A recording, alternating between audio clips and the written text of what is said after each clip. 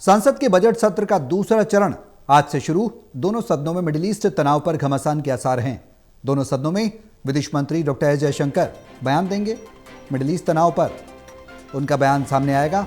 भारत सरकार का रुख स्पष्ट कर सकते हैं विदेश मंत्री।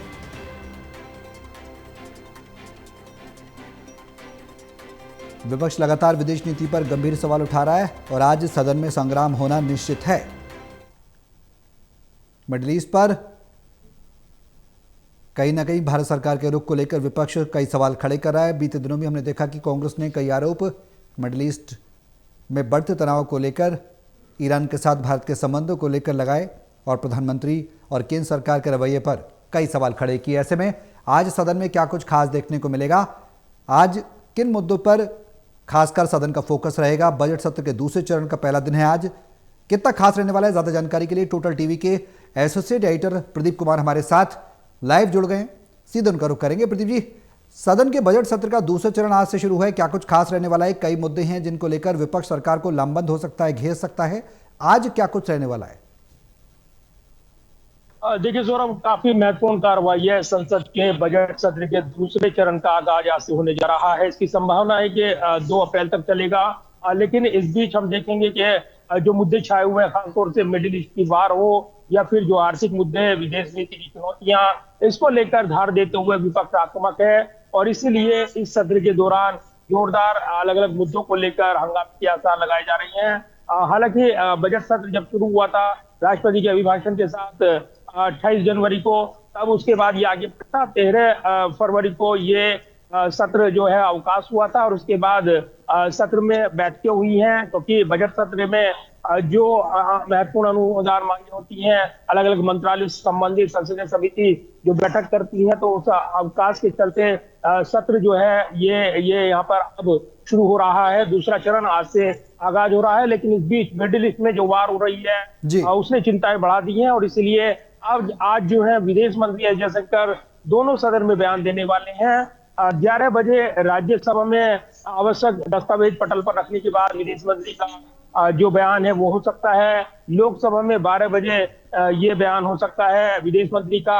और इस दौरान विपक्ष के मुद्दों को लेकर सरकार की जोरदार घेराबंदी करने की योजना तैयार कर रहा है। तो विदेश नीति की बात हो और मिडिल ईस्ट में जो हालात बने हैं उसको लेकर सरकार को घेरने की बात हो, विपक्ष इस मुद्दे पर सरकार से जवाब मांग रहा था। लेकिन सरकार ने पहले ही दिन ये रणनीति साफ की है कि वो सदन में, जबकि एक महत्वपूर्ण विषय है विदेश नीति से जुड़ा हुआ और विदेश मंत्री एस जयशंकर इस पर बयान देकर सरकार की स्थिति साफ करेंगे, तो कहीं ना कहीं इसके जरिए विपक्ष के आक्रामक तेवरों की धार खोल की जाएगी। क्योंकि जो मिडिल ईस्ट का संकट है और उस पर पूरी नजर सरकार की बनी हुई है, ये कहा गया विदेश मंत्री की ओर से भी। और ये भी कहा गया कि इस संकट का समाधान जो है वो कूटनीतिक वार्ताओं के जरिए निकाला जाना चाहिए, मानवीय संकट को यहाँ पर नहीं बढ़ाना चाहिए। इस पर भारत सरकार का रुख रहा है। लेकिन जो संकट बना है और उस पर घरेलू राजनीति में जो सवाल है वो निश्चित तौर पर आक्रामक तरीके से रखे जाने हैं विपक्ष की ओर से। और इसीलिए आज सदन की कार्रवाई 11 बजे जब शुरू होगी तो क्या रणनीति निकल कर आती है सदन के अंदर, सत्ता पक्ष विपक्ष के बीच क्या किन मुद्दों को लेकर घमासान होता है, तमाम मुद्दों पर निगाहें रहने वाली है। प्रदीप जी, ऐसे में अगर भारत की भूमिका की बात करें, जो विपक्ष सवाल उठा रहा है मिडिल ईस्ट के तनाव को लेकर, ईरान के साथ भारत के संबंधों को लेकर, और उस पर क्या कुछ रुख रह सकता है भारत का? क्योंकि प्रधानमंत्री नरेंद्र मोदी खुद डीएस्केलेशन की बात कर चुके हैं। अमेरिका, इजरायल और ईरान के बीच जो वॉर चल रही है उसको लेकर शांति ही एक समाधान है। हमेशा से भारत इस बात का पक्षधर भी रहा है। ऐसे में भारत की भूमिका आने वाले समय में क्या कुछ देखने को मिलेगी? सदन के माध्यम से क्या कुछ मैसेज देने की कोशिश की जाएगी विदेश मंत्री के द्वारा अंतर्राष्ट्रीय पटल पर, न सिर्फ कांग्रेस को, राष्ट्रीय कांग्रेस को, बल्कि अंतर्राष्ट्रीय स्तर पर भी क्या वैश्विक एक मैसेज, संदेश दिया जाएगा विदेश मंत्री के द्वारा? ऐसा आकलन किया जा रहा है, अंदेशा लगाया जा रहा है। देखिए, मिडिल ईस्ट में जो हालात बने हैं और भारत की विदेश नीति में एक बड़ा यू टर्न देखने को मिल रहा है। ये कहा जा रहा है विपक्ष की ओर से बड़े आरोप लगाए जा रहे हैं, इसलिए ईरान के राष्ट्रपति से बात नहीं की गई, उनसे सीधे संवाद नहीं किया गया, जबकि अन्य देशों के साथ प्रधानमंत्री ने बातचीत की है। ये कांग्रेस ने आरोप लगाए और इसको लेकर उन्होंने कहा कि आखिर जब भारत की विदेश नीति पारंपरिक रही है और उस दौर की रही है जब ईरान ने हमेशा साथ दिया है, लेकिन बदले हालात हैं और इसको लेकर जिस तरीके से अपने मिडिल ईस्ट के भारतीयों की सुरक्षा को प्राथमिकता दी है। प्रधानमंत्री नरेंद्र मोदी ने मिडिल ईस्ट के देशों पर जिस पर ईरान ने अटैक किया और जो यूएस के ठिकानों को टारगेट किया गया, उससे चिंताएं बढ़ी और उन्होंने मिडिल ईस्ट के तमाम देशों के प्रमुखों से बातचीत की। भारतीयों की सुरक्षा पर फोकस करने का आग्रह किया गया और वहां से मिडिल ईस्ट से भारतीयों की निकासी भी सुरक्षित की गई है। तो जी। ये जरूर है कि मिडिल ईस्ट से भारतीयों को सुरक्षित निकाला गया है, उड़ानें संचालित हो रही हैं। लेकिन दूसरी तरफ जो विदेश नीति के सवाल हैं, इसको लेकर विपक्ष बड़े सवाल उठा रहा है। जी। इस बीच जो खोमनई का खात्मा हुआ, उन पर शोक संदेश पुस्तिका पर भी हस्ताक्षर किए गए विदेश सचिव की ओर से। बदले हालात में ये कहा गया कि दबाव का नतीजा था। तो कहीं ना कहीं ये वार पलटवार हो रहे हैं विदेश नीति को लेकर। और सदन में आज जब विदेश मंत्री का संबोधन रहेगा, क्या इस पर विपक्ष की आगे की रणनीति रहेगी, इसको लेकर बैठक भी है विपक्ष की। तो कहीं ना कहीं ये निगाहें लगी हैं और आज सदन में महत्वपूर्ण बयान है विदेश मंत्री का। लिहाजा मिडिल ईस्ट के संकट पर तमाम निगाहें बनी हुई हैं। प्रदीप जी, एक सवाल है, उसके बाद आकलन किया जाए तो अंतर्राष्ट्रीय स्तर पर भारत पर कितना प्रभाव पड़ता नजर आएगा इस युद्ध का?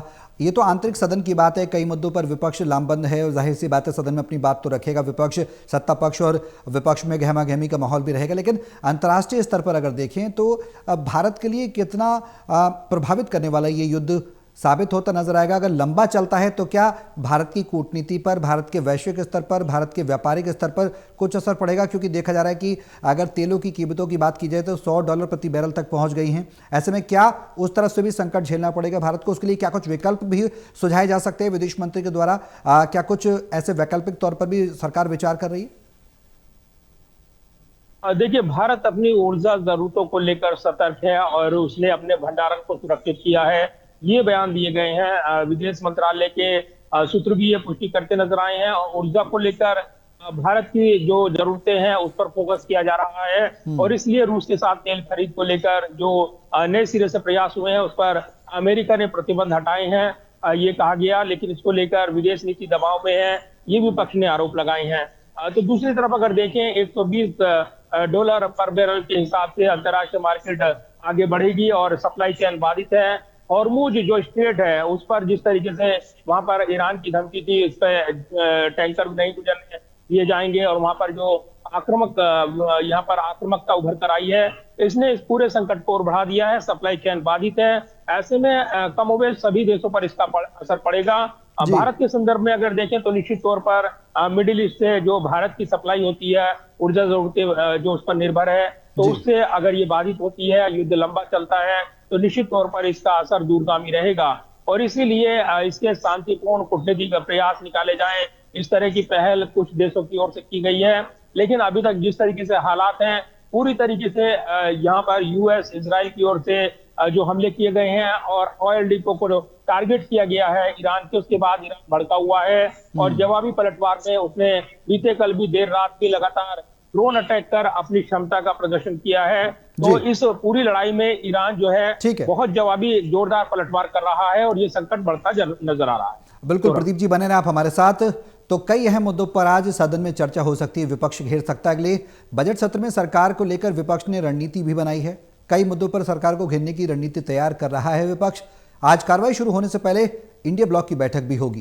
कांग्रेस पार्लियामेंट्री स्ट्रेटेजी ग्रुप में जो बैठक में रणनीति पर चर्चा हुई है, आगामी चुनाव से जुड़े हुए राज्यों में विषय भी सदन में उठाए जाएंगे। राज्यों से संबंधित जो विषय हैं वो भी सदन में विपक्ष उठा सकता है।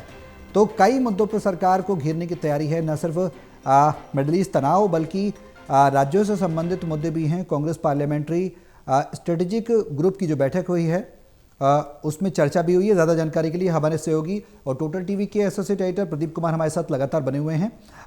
प्रदीप जी, जो रणनीति बनाई गई है विपक्ष के द्वारा कांग्रेस पार्लियामेंट्री स्ट्रेटेजी ग्रुप की बैठक में, वो रणनीति क्या है? हम मुद्दों की बात कर रहे हैं, हम अहम चर्चाओं की बात कर रहे हैं जो आज सदन में होने जा रही है, लेकिन अब रणनीति का हिस्सा क्या रहेगा? राज्य से जुड़े विषयों की भी बात निकलकर सामने आ रही है। अगर ओवरऑल देखें तो कांग्रेस की रणनीति क्या है? देखिए, बिल्कुल सौरभ, जिस तरीके से पार्लियामेंट्री स्ट्रेटेजी ग्रुप की बैठक हुई है बीते कल, उसमें रणनीति तैयार की गई है। इंडो यूएस ट्रेड डील को लेकर बड़े सवाल उठाए थे। इस बीच उनके यूथ नेताओं की गिरफ्तारी हुई और उसके बाद एक बड़ा विवाद देखने को मिला। तो इस मुद्दे पर भी घेराबंदी करने की योजना यहाँ पर कांग्रेस की ओर से की जा रही है। संयुक्त विपक्ष की बैठक है इंडिया ब्लॉक की। सत्र शुरू होने से पहले मल्लिकार्जुन खड़गे जो नेता विपक्ष हैं राज्यसभा में और कांग्रेस अध्यक्ष भी हैं, उनकी अगुवाई में बैठक होगी।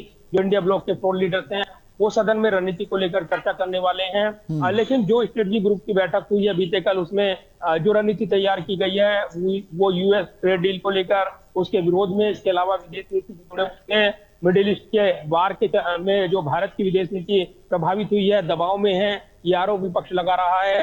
दूसरी तरफ अर्थव्यवस्था की चुनौतियां, जो संकट है, मानवीय तौर पर जो मदद मिलनी चाहिए भारत ने उसको यहाँ पर नहीं किया है। घरेलू राजनीति में जो मुद्दे हैं वो छाए रहेंगे इस पूरे सत्र के दौरान, और इसीलिए आगामी चुनाव को लेकर जो फोकस है, एसआईआर को लेकर जो विरोध है, और जिस तरीके से आगामी चुनाव की रूपरेखा तैयार हो रही है, तो उसके मुद्दे भी इस पूरे सत्र के दौरान छाए रह सकते हैं। तो पहला दिन है दूसरे चरण का, और कई मुद्दों को लेकर विपक्ष अपनी रणनीति तैयार करेगा।